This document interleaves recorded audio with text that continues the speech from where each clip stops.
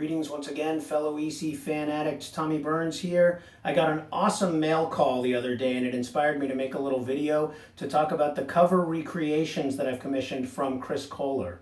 Now, Chris is an awesome artist in his own right, but he also has an uncanny ability to channel the EC guys with no easy feat. And he does really convincing recreations of the EC covers. In my personal opinion, I think he really has an almost spooky ability to channel Jack Kamen and Jack Davis, the two Jacks.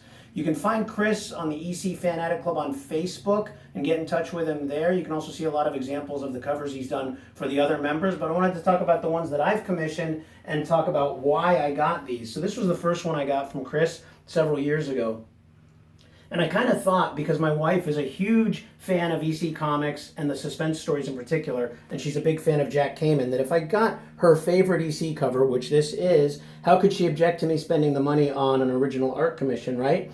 So again, I gotta say, this looks like a Jack Kamen original, and it's really cool to have because Jack Kamen art is incredibly hard to find on the collector's market because his son Dean has bought up most of it, and the really choice pieces are still in the family. So to have a Kamen cover on the wall, this is the next best thing, this recreation by Chris. And I think based on the subject matter, maybe the fact that this is my wife's favorite EC cover should worry me a little, but I just love having it framed on the wall.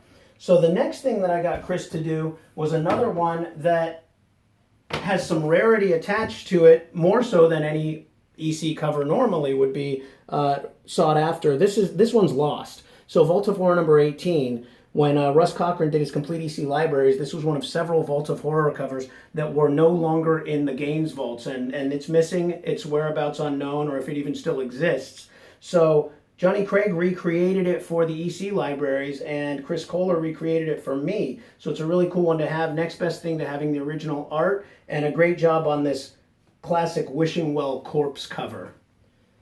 So once I got that one, as collecting goes, you can't stop getting something really cool that you love. And so I thought I ought to get him to do something by Jack Davis for me, since he was so good at Kamen and Davis.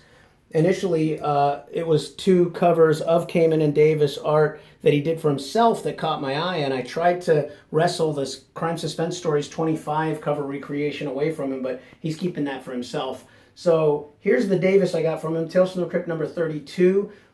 He does not like to do covers more than once, and luckily for me, no one else had asked for this one because I just love the elephant on the cover, and that was another one that my wife approved of because she likes this cover and she likes elephants. And it's even got a pinup girl there of sorts, even though she's about to get her face stomped on. So that brings us to the most recent thing that I got, and I haven't had this one framed yet, but I'm super, super excited about it because it's another Jack Kamen recreation.